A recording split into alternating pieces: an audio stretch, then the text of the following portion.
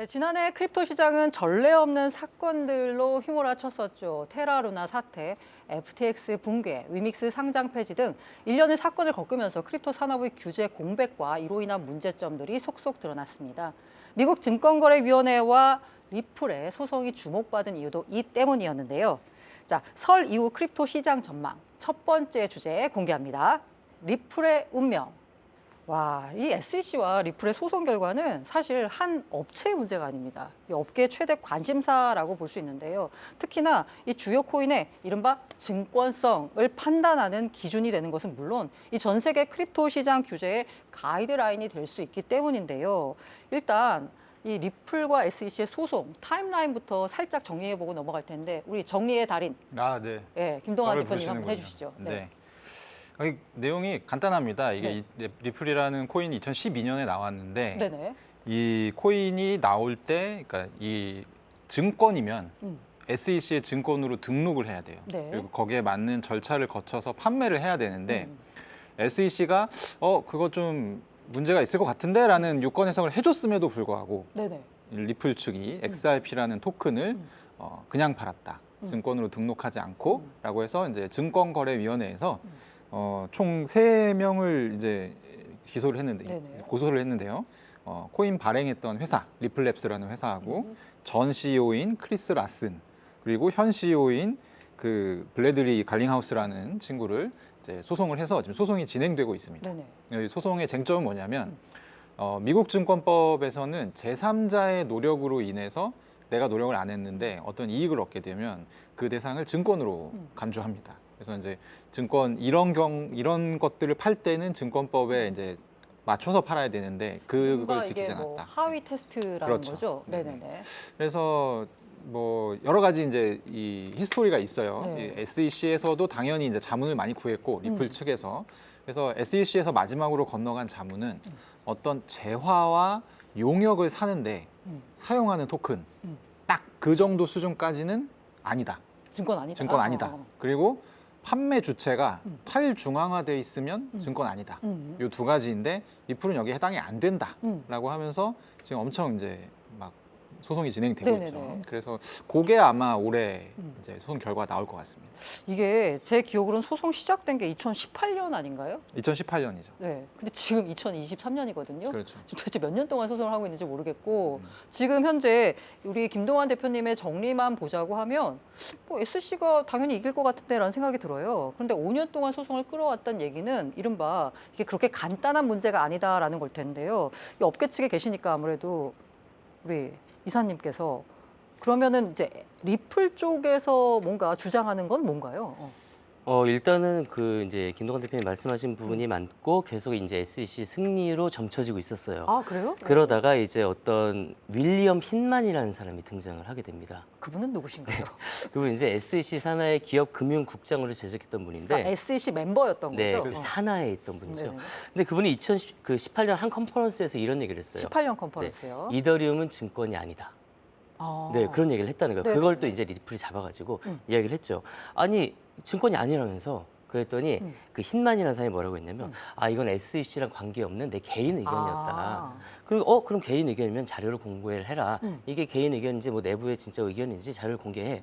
그랬더니 SEC가 뭐랬냐면 기관의 심의 절차 특권이라는 게 있는데 자료를 공개를 거부할 수 있다. 우리 특권이 있다. 그리고 또 리플은 아니 아까는 개인 의견이라면서 지금은 또 뭐 갑자기 내부의 의견으로 얘기를 하냐. 그랬더니 또 SEC가 뭐라냐면 우리 산하에 있던 사람이라 우리 사람이 아니다.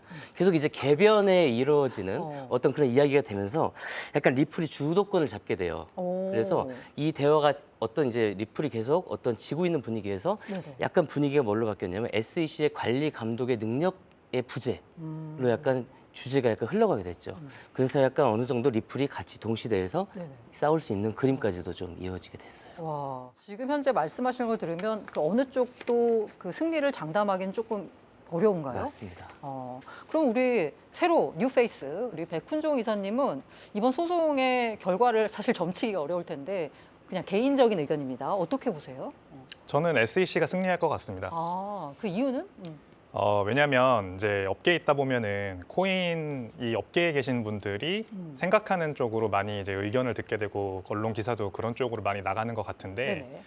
해외 언론을 이제 객관적으로 좀 바라보면 50대 50이라기보다는 SEC 쪽에 상당히 유리한 상황이라고 저는 생각을 하거든요. 이유는 이 브래드 갈링하우스 CEO와 전 CEO인 크리스 랄슨이 애초에 이 무조건 이 소송을 이기려고 하는 이유가 네. 그들이 XRP라는 토큰을 지난 몇 년 동안 엄청나게 많은 금액을 판매를 했어요. 맞아요. 크리스 라슨 같은 경우에는 코인 부자 당당히 2등에 올랐습니다. 네. 2등인가 3등. 네네. 그 XRP 판매로 얻어들인 수익이 30억 불 정도 된다고 하는데 이 30억 불의 그 이득을 계속 취득하면서 SEC가 결국 이거를 두고두고 보다가 소송을 한 거예요. 왜냐하면 증권성 있는 토큰을 발행을 하고 그거를 팔아서 계속해서 부를 쌓고 있으니까 이건 부당하다라고 판단을 한 거죠. 그래서 SEC의 당위성은 거기 있고 SEC가 지금 증거로 내밀고 있는 것들은 계속 뭐냐면 이 SEC 측에서 2018년부터 계속해서 얘기를 했다. 이거 증권성이 있다. 소송을 하기 전에 그렇게 얘기를 했고 브래드 갈링하우스 CEO도 인정을 했다. 그런 인정을 한 자료나 녹취록 같은 것들도 증거로 제시가 되고 그러고 있는 상황이거든요. 그래서 반드시 우리가 이제 한국 언론에서 보듯이 리플 측에 막 유리하게 돌아가지만은 않고 있는 것 같아요. 제 생각에는. 그리고 브래드 갈링하우스 CEO가 이제 올해 하반기가 되기 전에 아마 결론이 날 거다 이런 최근에 CNBC 인터뷰를 한 걸 봤는데 저도 올해 안에는 아마 결론이 날 거라고 생각을 하고 다만 그 결과는 SEC 쪽에 이제 유리하게 판정이 되지 않을까. SEC가 최근에 또 이제 라이브러리라고 하는 비슷한 그런 토큰과 승소를 한 적이 있거든요. 네네네. 그래서 어떤 그런 판결의 트렌드 자체도 SEC 쪽에 유리하게 흘러가고 있는 지금 상황이에요. 모든 토큰들이 다 증권이라고 지금 이 게리 겐슬러 의장은 주장을 하잖아요. 비트코인 빼고. 그런 어떤 트렌드 속에서 XRP도 결과가 나올 거로 예상이 되기 때문에 상당히 XRP는 좀 어두운 그런 전망이 저는 예상이 된다 이렇게 생각합니다. 자, 우리가 사실 SEC와 그 리플랩스 측의 지금 소송에 대해서 주목하는 이유 중에 하나는 뭐냐면 얼마 전에 그 국회의원실에서 그 거래소 측으로 4대 거래소에서 자료를 한번 취합해 봤더니 국내 투자자가 물론 6월 말 기준이긴 합니다만 그 가장 많이 들고 있는 코인이 비트코인. 이건 너무나도 뭐 당연한 느낌이죠. 그런데 비트코인에 바로 못 미치게 많이 들고 있는 2등 코인이 뭐였냐면 리플이더라고요. XRP. 그게 시가총액 순서로 보자면 당연히 이더리움의 2위에 올라와야 될 것 같은데 리플, XRP 투자자가 그만큼 국내에 많다라는 거여서 국내 투자자들의 관심이 쏠리는 사안이라서 이 지금 사안을 다루는 것에 더해 또 하나가 바로 뭐냐면 바로 이 증권성 판단입니다. 그렇다면 XRP가 증권이라고 하면 아까 백훈정 이사님이 말씀하신 대로 다른 코인도 다 증권으로 분류가 되는 거거든요. 그렇게 된다라고 하면 만약에 가정을 해서 XRP가 증권으로 분류가 되고 이에 따라서 다른 대부분의 토큰이 비트코인을 제외한 대부분의 토큰이 증권으로 분류가 된다라고 하면 이게 이 크립토 시장 전체에 미치는 여파는 어떻게 될까요? 그냥 이제 뭐 크립토 둠스데이 바로. 네. 근데 그렇게 저는 보세요? 이제 분류를 좀 네네. 구분을 좀 해야 될 부분이 네. 리플 같은 경우랑 다른 뭐 그러니까 쉽게 얘기하면 이더리움 네네. 두 가지는 좀 같이 보기 어렵지 않나. 그래서 리플 같은 경우는 증권이다 뭐 했을 때 저는 불만이 없거든요. 네. 근데 이더리움이 리플이 증권이기 때문에 그럼 이더리움도 증권이다 이렇게 얘기하는 거가 약간 논리적으로 연결이 바로 되는 느낌은 아니다. 네네네. 그래서 이건 좀 구분해야 될 것 같고 근데 다만 어쨌든 두 가지 이유에서 리플은 사실 그 지금 이제 크립토 트렌드하고는 상당히 좀 멀리 가 있는 코인이에요. 뭐 디파이를 할 수 있는 것도 아니고 그렇다고 NFT가 올라가지도 않고. 그 디파이 부분은 뭔가 업데이트해서 할 수도 있대요. 네, 뭐 그렇게 얘기하고 네네네네. 있지만 어쨌든 지금 이제 크립토 업계에서 쭉 가고 있는 방향이랑 리플은 좀 동떨어진 지금 상태이기 때문에 사실 글로벌로 보면은 그렇게 막 관심이 많지도 않고. 그래요? 근데 유난히 한국에서 리플 굉장히 좋아하십니다. 네네. 그래서 한국 투자자들은 만약에 리플이 증권 함령을 받는다라고 하면 상당히 타격을 받을 가능성이 높고, 근데 이제 한국에서만 그럴 가능성이 높다. 그래요? 거래량 보면 압도적으로 한국이 많이 나와요. 네, 그럼 맞아요. 거래량을 보면은 제가 한번 거래량 조사를 해봤더니 최근일 기준으로 보니까 그 커런시 비중으로 보자면 리플을 어떤 화폐로 많이 거래를 하느냐를 봤더니 1등이 USDT, 근데 2등이 KRW 더라고요. 되게 놀라운 이제 발견이었는데 앞서 그럼 김동완 우리 대표님이 말씀하신 얘기를 따르면 리플이 SEC에 져서 증권으로 분류가 되더라도 뭐 다른 코인에 미친 영향은 그렇게 크지 않다라고 보시는 거예요? 그렇죠. 근데 일단은 굉장히 장이 안 좋아질 건 너무 명확하고 왜냐하면 영향 없다며. 리플이랑 상관없이 네. 이더리움이 증권성이 있다라는 지적들이 나오고 있기 때문에 네, 맞습니다. 그러니까 이제 SEC가 판단을 했다는 그러니까 SEC가 이제 소송을 해서 소송 결과가 나온 거잖아요. 그러면 또 소송을 할 수 있는 거잖아요. 네네네. 다른 코인들한테도 그렇죠. 예. 이런 것들이 이어질 수 있기 때문에 사실 시장 심리는 굉장히 얼어붙을 거다. 근데 리플이 됐다고 해서 다른 것들이 다 따라서 증권이 되지는 되지 않아요. 않는다. 네. 그러면 극단적으로 말해서 만약에 리플이 지게 된다라고 하면 이미 코인베이스에서는 그런 소송에 대한 우려 때문에 XRP가 상장 폐지가 된 상태입니다. 그러면 간단히 말해서 우리 업비트에서도 리플이 XRP가 상장 폐지가 될까요? 어떻게 보세요? 일단은 과거 이제 소송을 걸었을 때 네. 한 800원 정도는 리플이 200원까지 떨어지고 맞아요.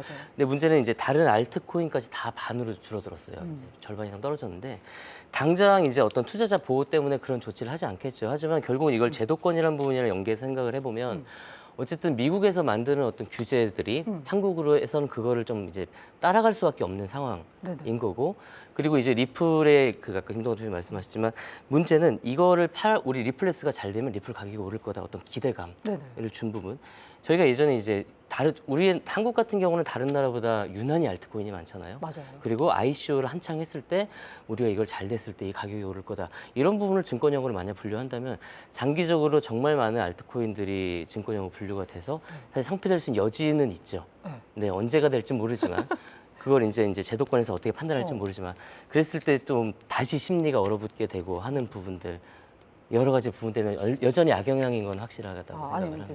질문을 좀 단순화해서 자 그래서 만약에 뭐 대충 뭐 3월이라는 얘기들이 많이 나오니까 3월 말에 자 SEC 승 XRP 증권이라고 하면 그 이제 결과가 나오게 되면 자 업비트가 XRP를 유의 종목으로 지정한다 안 한다?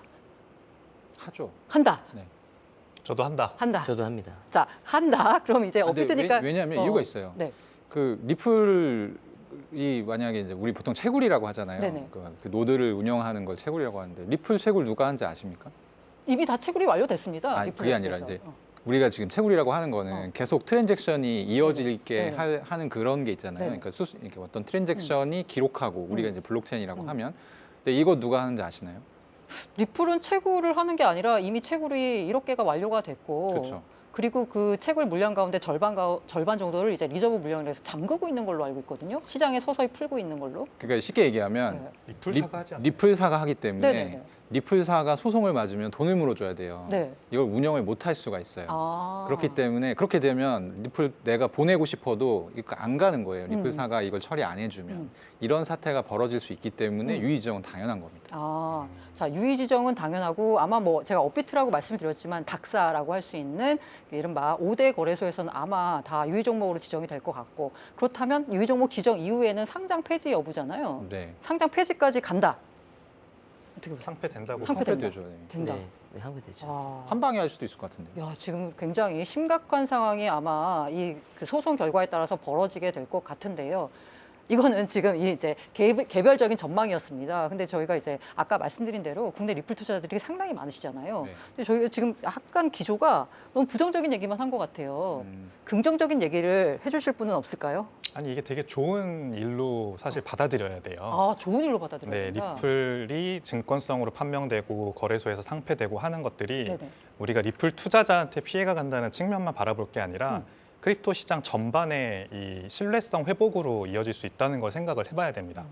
그래서 증권성으로 제가 이제 말씀드린 것처럼 크리스 랄슨 전 CEO가 30억 불이나 되는 리플, XRP 토큰을 수년에 걸쳐가지고 시장에다 던지면서 돈을 벌었어요.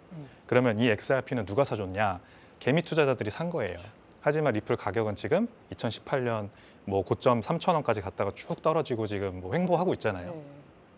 그러니까 결국 개미 투자자들이 물려 있고 개인 투자자들이 물려 있는 이유는 불투명한 공시. 그러니까 이게 도대체 무슨 가치가 있고 뭐 어떤 내부자가 자기의 큰 이 스테이크를 파는데 아무 공시도 내보내지 않고 시장에다 그냥 몰래 파는 게 가능하기 때문입니다. 그러니까 개인 투자자들만 피해를 보고 있는 거예요, 사실. 그러면은 증권성으로 판명되고 이제 거래소에서도 이걸 유의 종목 지정해가지고 뭔가 사람들의 귀추가 주목되면 네네. 그런 피해는 적어도 줄어들겠죠. 향후에 있을 피해, 그렇죠. 시장 정화 기능이 있다. 그리고 XRP를 비롯해서 그런 비슷한 문제가 있는 것들은 자연스럽게 퇴출될 거고 음. 더 투명하게 투자자 보호를 위해서 공시도 열심히 하고 그런 사업 모델도 튼튼한 코인들은 살아남고 시장이 더 정화되는 효과가 더는 좋다고 생각합니다. 네. 사실 제가 우려하는 거는 뭐냐면 이게 이제 비슷한 사례가 저는 이렇게 아마 흘러갈 것 같은데 네네. USDT가 예전에 준비금을 제대로 넣지 않고 굉장히 이제 방만한 운영을 했었던 시절이 그래서 있습니다. 뉴욕 남부검찰청으로부터 기소를 당했죠. 기소를 당했죠. 네. 그래서 한참 소송을 진행하다가 바로 합의를 했어요. 거액의 벌금을. 내고. 맞아요. 근데 저도 이제 이거를 끝까지 가서 뭐 이렇게 가리는다기보다는 이미 돈을 많이 벌었거든요. 그리고 이제 이 크리스 라슨이나 이런 친구들은 계속 그 매달 나오는 XRP를 판매하는 걸로 되게 유명해요. 네네. 돈이 현금이 지금 캐시가 되게 많은 상태이기 때문에 벌금 뭐 어차피 그러니까 SEC한테 지면은 이 증권 판매한 거 다 토해내야 되거든요. 그러니까 벌금을 상당 부분 내고 그냥 이게 이제 이도저도 아닌 상태로 마무리가 될 가능성이 저는 높다고 생각합니다. 자, 지금 이 자리에서 저희가 예측하기로는 뭐 어떤 결과가 나올 것이다 예상을 했지만 사실 재판의 결과는 판사님만이 알고 계십니다. 어떤 결과가 나오든지냐, 그 뭐 결과가 어떻게 나오는지 그거에 상관없이 이번 소송의 결과가 크립토 시장 전체 발전을 도모할 수 있는 계기가 됐으면 하는 바람입니다.